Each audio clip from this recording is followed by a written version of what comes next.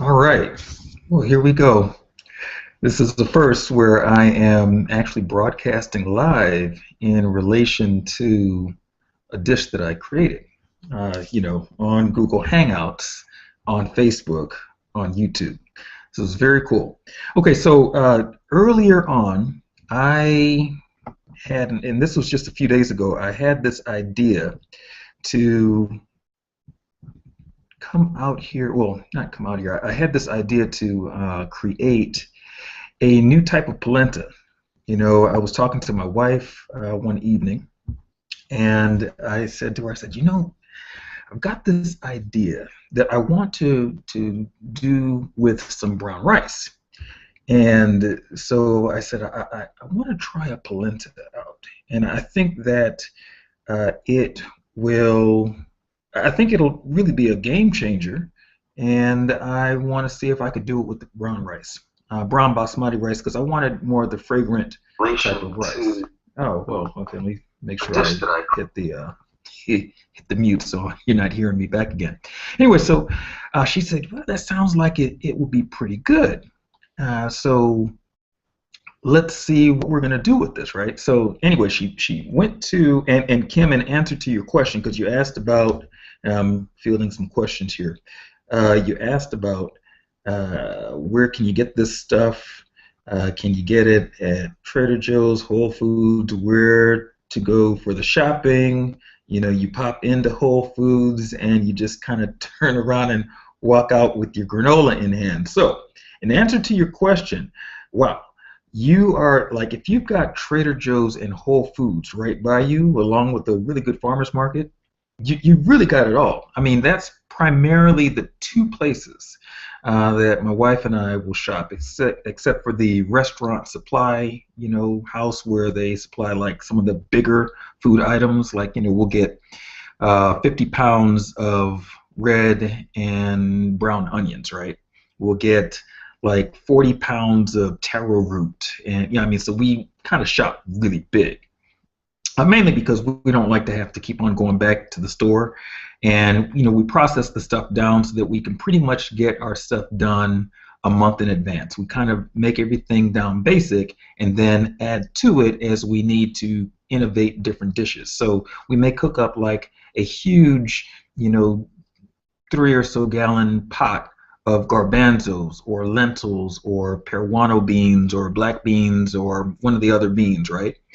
And then so we'll take those things, we section them off, we freeze them, and then when we're ready to do something with them, we take it out, thaw it like maybe a day or so before, pop it into the fridge, let it thaw, and then we'll just kind of innovate with them. We'll work with them, add onions, add garlic, peppers, things like that, in order to bend them in the direction that we want to bend them in. So yeah, you've really got a great start right there with just Traders and Whole Foods alone. I would say inside of Whole Foods, when you're in there, make sure that you, of course, shop the perimeter of the store. Go for your organic things and all of that. Now, one of the things that I will not get from Whole Foods is, for the most part, the nuts and the seeds, because they tend to be a little on the pricey side. And Trader Joe's has a really good selection of nuts and seeds as it is, and they're better on price. Um, I think also that just in playing around with that, you can go to some catalogs. We do some catalog shopping where we will order to get 10, 20, 30, 40 pounds of something, and that if we're going to use it a lot, if we know we're going to use it a lot, like we're not going to get like a cup of rice or a 1 pound bag of rice, we're going to get a 50-pound sack, because we know that it's going to keep for a while. We can break it down into smaller components. We'll vacuum seal it. We have one of those food savers, right? And so the plastic that they use to vacuum seal the things, I mean, we've been able to keep spices really fresh for 6 months to a year, vacuum sealed. Because we make up spices, our own house blend in those big batches also. So we play with those things, and we're able to just really stretch them out in a number of different ways. So yeah, I would say that get your staples. Get, your nuts and your seeds, almonds, cashews, pumpkin seeds, sunflower seeds. I don't use sunflower seeds so much because I don't really like the flavor. However, I have been able to innovate those even to where I like the flavor. And so what I do with those is I will soak them, and then I grind them up with different, spices like dill, of course, chipotle, some garlic, mince up some garlic, some onion in there. Sometimes I'll caramelize some onions and then add those into the mix. Maybe some of the oven-dried Roma tomatoes, just to kind of pick up the flavor quotient. And I'll add some of the olives, some of the green olives. And the brand that I happen to like the best, and I've tasted a lot of olives. Now, there are some really good ones that are like the oil-cured ones. Those are nice. But as far as flavor and digestibility, all of that, I like Tasso. Tasso brand olives are great. We get them at Costco. Okay, and I like the reason that I like those is because they go through the natural fermentation process, the aging of the olives. I think that they do a really good job, and the flavor really reflects that. It's very forgiving when you're using it with other ingredients. It doesn't overpower. It's just right in there. So okay, so that's on the Tasto. Let me see if I can catch a little bit more of what it is that you said. Okay, so Fresh Foods Market. Don't know much about Fresh Foods Market. I imagine it's probably like Fresh, how I've seen in some of the other regions of the country. And they've got some good stuff. And if it is a part of that franchise, then or that chain, then they've got some pretty good things in there. Sometimes they could be a little pricey also.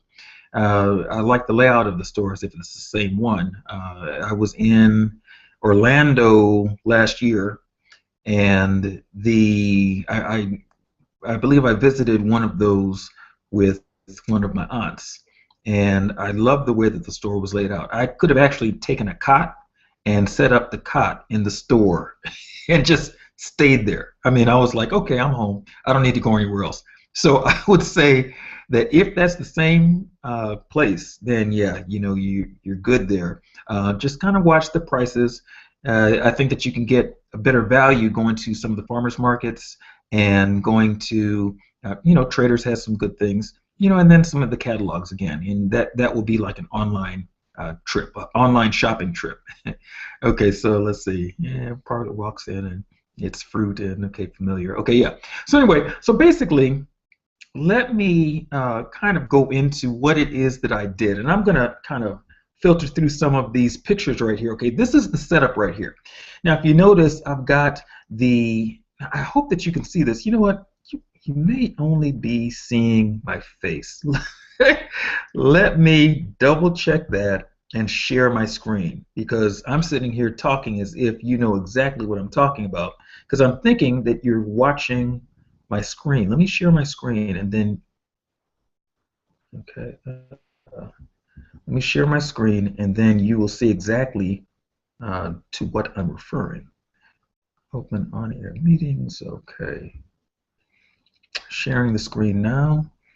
Now I've got a lot of tabs open up here, so you may or may not be seeing this. Okay. I think I did it.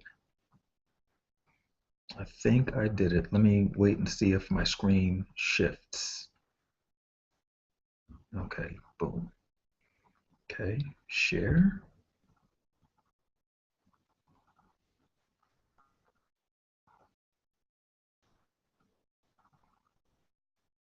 Okay, there we go. All right. Okay, so if you notice right here, there we go. Okay, so I started out with the onion and all of that. This is just the ingredients laid out. Okay, my water, my brown basmati rice flour. I ground that up myself. The coconut oil and the organic oven-dried Roma tomatoes and the extra virgin olive oil with a little bit of some spices and stuff, some herbs.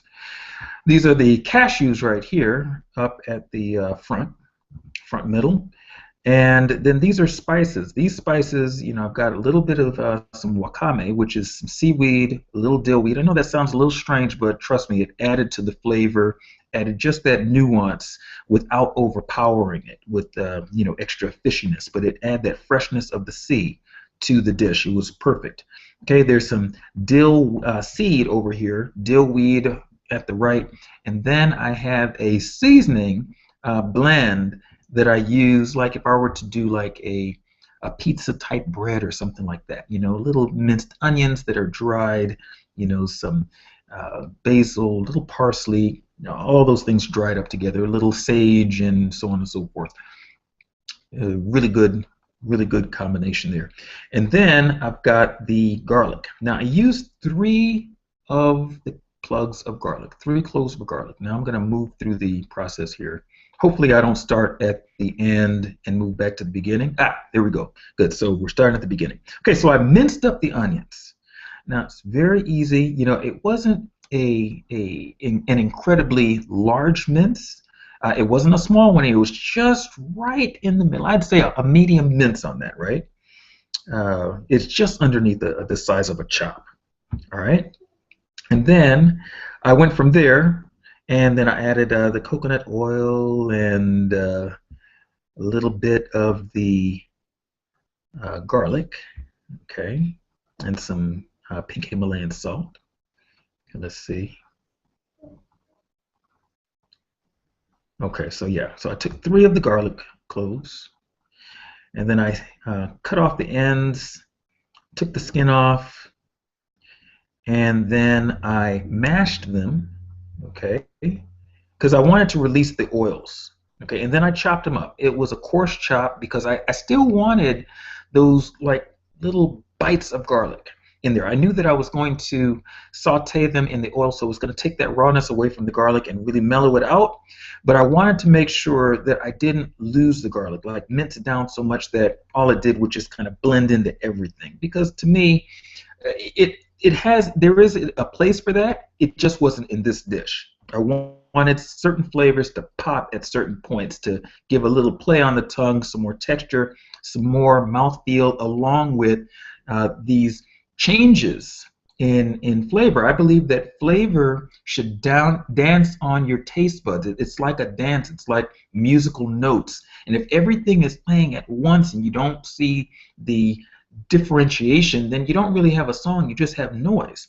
So I wanted to make sure that I didn't have noise with this dish, but I had a good harmonic feel and flavor. That the taste came through, and it was constantly resetting itself because I had new flavor experiences throughout every bite. I hope I'm explaining that in a way where you're understanding what I'm talking about.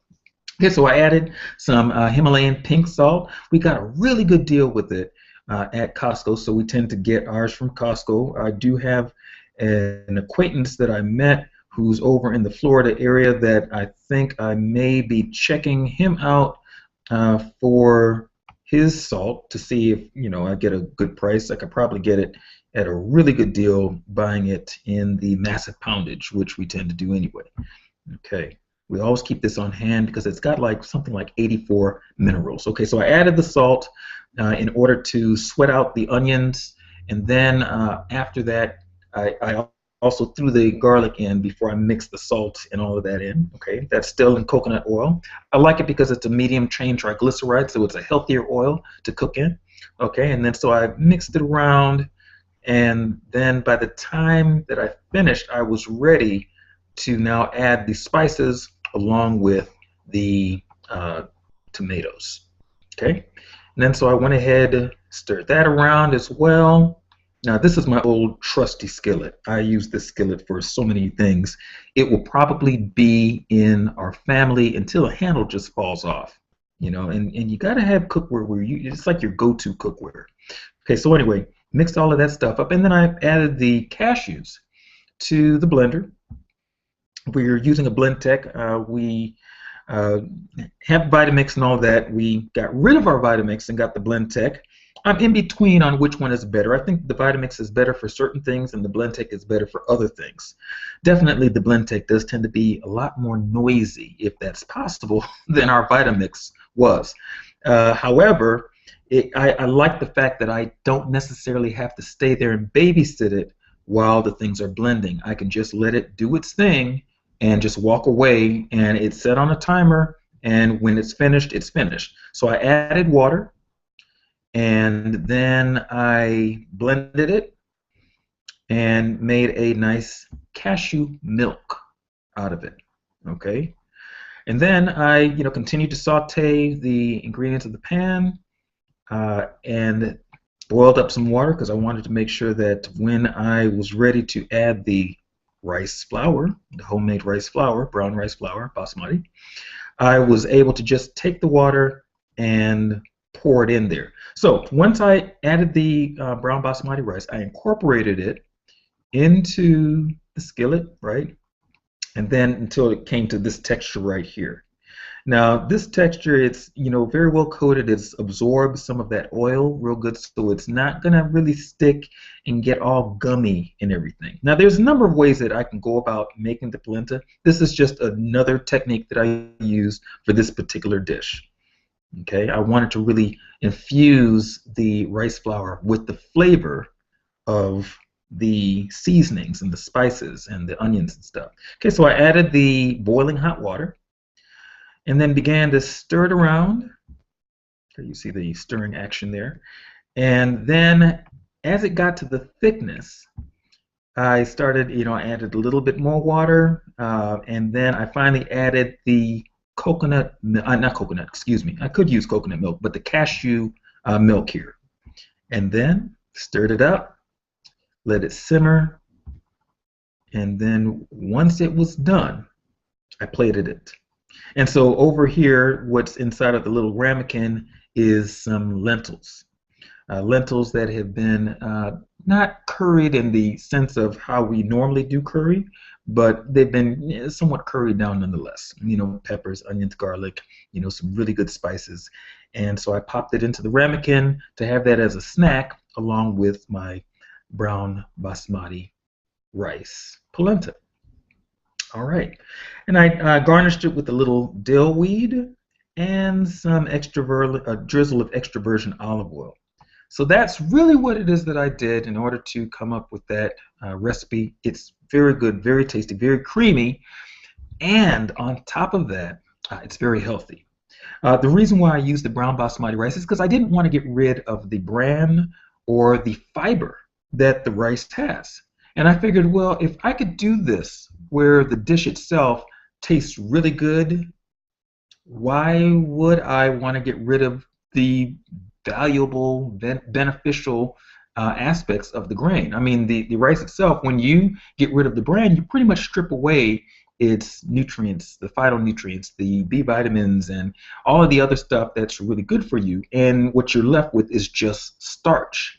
Starch without the trace minerals to tell your body what to do with those sugars so it doesn't convert it all just to fat. Okay, so I wanted to make sure that I'm conscious about that when I make food for my family, for myself, and for friends and colleagues and gigs. Want it to be healthy and tasty, and I don't think that you have to sacrifice one for the other. So anyway, so that's it in a nutshell. It's a very, very simple recipe, and what you're doing, the reason why I added the cashew cream at the end is, well, for one, cashew cream, along with some of the other nut creams, when you don't strain them out and they have those fibers and things like that still in them, what ends up happening is that the longer it cooks, the thicker it becomes. And as it thickens up, it can congeal on you if you're not watching it. And that's the equivalent of it curdling in a sense. And when it does that, it sucks in all of the flavors, and you don't really taste the flavor explosion like how you would if you just were kind of mining it a lot better. So I like to work with those creams and those milks from the nuts and the seeds on a low heat, and I like to put them in at the very end of the dish when the dish is finished and I turn off the heat, or when it just has a few more minutes to cook, to where I can just incorporate it so it can absorb, thicken up a little, and then I'm ready to plate. All right, so I hope that kind of gave you an idea on how to go about doing this. You can do this pretty much with any of the grains. You can even do them with certain beans. You can do them with certain roots. And it's just a matter of kind of manning it in a way where you are, kind of playing with the ingredients. You're watching it. You're, keeping a really good eye on it. And then as it thickens, you continue to add the liquids and the seasonings and the flavor layers that you want to add to it in order to really make it pop. Now, there's a number of things that you can do to vary this. If I wasn't vegan, I may say, okay, and if I was a pork eater, I may say, okay, let me fry up some bacon and chip that down and add that to it at the end. Or, being a vegan, I could say, well, let me take some mushrooms and saute those, chop them down, season them up really good in order to taste like the smoky, bacony flavor, and then let me incorporate those in at the end. So I have those nice crunchy bits. The flavor is there. It's popping. The texture is there. And for a person who is a meat eater, they would eat that and think that there is meat in there. So it gives them that mouthfeel and the satisfaction that, okay, yeah, I am eating something that's hearty, and they feel satisfied. I've done this for years to where folks who eat meat have come by and eaten my cuisine, and it's like, wow, that is really good. And there's no meat in there? Nope, no meat. So anyway, okay, there you have it. I'm hoping that this transferred properly and that you were able to get the questions answered. If you have more questions and you want to know other things about how to do different things, in the vegan or vegetarian culinary world, some different ways to translate what you do from a meat eating standpoint over to what it can be from a vegetarian or a vegan perspective, then go ahead, hit me up online. You can pop over to thejasonhodge.info. Again, that's thejasonhodge.info. You'll probably see the link for this one, and it's a simple bit.ly link, bit.ly/new polenta. And I said it like that because, of course, this is a new way of doing polenta. But if you were to look on Wikipedia, you'll see that polenta doesn't necessarily mean corn. That's just one of the many things that you can use to make polenta. All right. Well, I'll catch you later, and hopefully this has found you well. Again, pop on over and, or pop on over to my Personal Chef Marketing TV on Facebook. So just go to facebook.com or fb.com/Personal Chef Marketing TV. All right, I'll catch you later.